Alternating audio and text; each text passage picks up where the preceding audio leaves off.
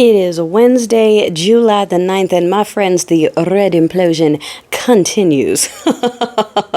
My friends, the red implosion continues. The cookie keeps on crumbling, but listen, especially to my Alabaster Accomplices. I need y'all to understand the assignment again and again and once more, okay? Because we need to not let these people feel comfortable, and the power is with the demographic that this whole regime is trying to appeal to the most. So it makes us a little frustrated when we're scrolling through and we're seeing people go, oh my gosh, what are we even supposed to do?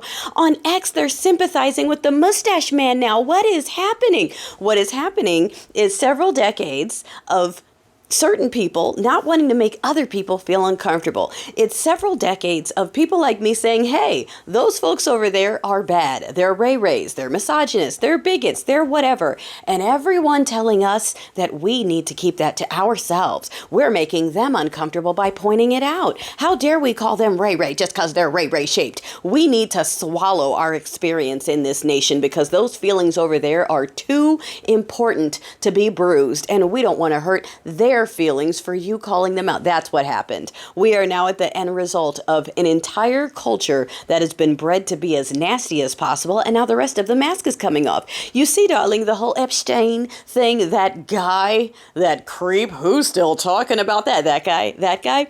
You see, the cookie crumbles and they are fractured over this. Half of them have realized, oh yeah, he's definitely on there, and they're not willing to accept it, and they're losing a lot of loud and proud, these very male voices over that, okay? So what are they doing? They're churning out the other thing that appeals to that crowd, which is doubling down on mustache man policy. It's doubling down on cruelty. You've got Miller, and what's that guy's name? Waters, the guy who drinks with a straw, but then says drinking with a straw is gay, that guy, sitting up there laughing about Kilomar Abrego Garcia and how he should have been tortured a little more. He is an innocent civilian that was sent there by the government accidentally. He does not have a record, no matter how many times someone stands up there and lies and calls him a criminal and calls him a gang member and calls him all these things. It's not true.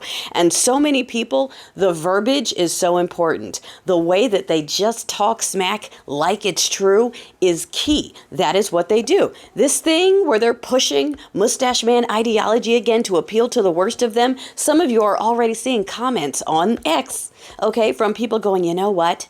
If the prophet daddy did the fruit R-word thing to one of my daughters, I would just have to forgive him. Jesus tells me to forgive. So if he did that to one of my children, I would have to forgive it. I would just have to find a way. Now, those are the same people who want to feed brown persons to wildlife because their parents brought them across the border when they were 2. That person, Jesus doesn't want to forgive that, okay? Not to mention that, again, we keep talking about being undocumented as though it's some vile crime. It is a minor misdemeanor, slap on the wrist, due process, and go back home. These camps, that has nothing to do with being undocumented. That is the cruelty of people who are coasting by on bigotry, misogyny, and ray-rayness wrapped up in a flag and a cross, and they are going to get louder about it, okay? I told you my narcissistic friend, my very Filipino, very brown, not white-passing Filipino, no longer friend, who 6 months ago started saying he identifies as a white man. And you know what? The mustache man wasn't all wrong. He just gets a bad rap. He's just misunderstood. He just wanted to protect Germany, and he didn't want gays there either. What's wrong with that? Yes, you're going to see more and more. What's wrong with that? What's wrong with wanting a whites-only country? What's wrong with letting criminals run things? What's wrong? Okay, more and more and more. And so for those of you clutching your pearls and going, oh my gosh, what is this? This is the truth.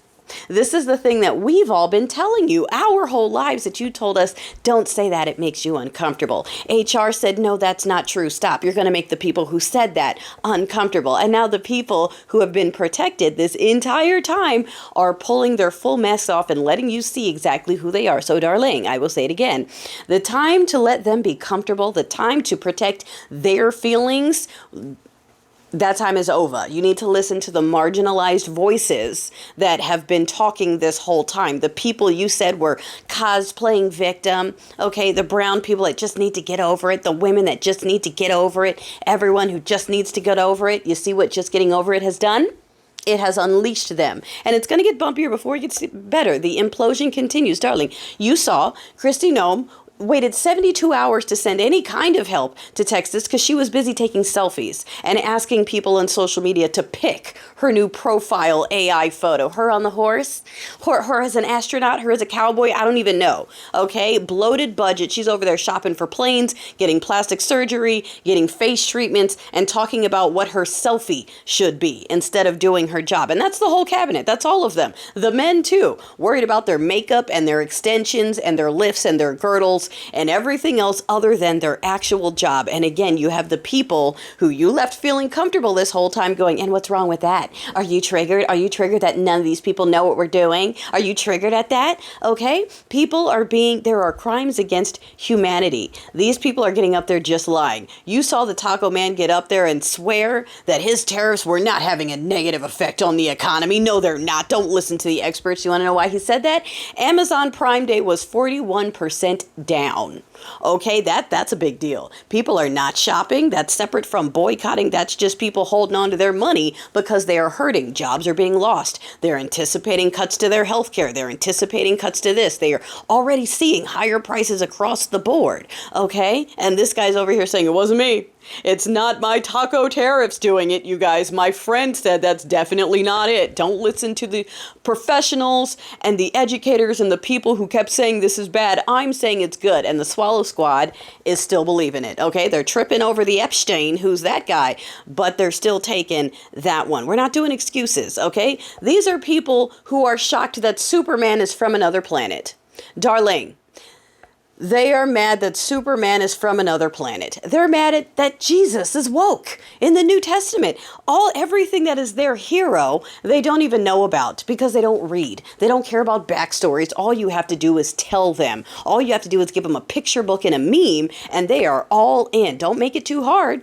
Okay, so right now over on the Twatler, you've already seen Grok AI, that's Elon Musk, has been reconfigured, okay, to be anti-woke, which means it's now nothing but mustache man talking points and R-word fantasies. That is what anti-woke culture is. Wrapped up in a flag and a cross, okay, echoing mustache man speeches and fantasizing about R-wording women who are of color. That's what the anti-woke Christians are celebrating over on X, okay? And again, for any of the Mugas who think that anyone on the liberal side is going to join the America Party when it's essentially just Schmazi Party 2.0 after the American Fascist Party, which is what the GOP has become. Yeah, if we have the choice between Schmazi 1 and Schmazi 2, we're still staying over here. And we don't like Team Blue either. They're not doing enough. We're trying to get a whole bunch of Mamdanis, M-A-M-D-A-N-I up in here, okay?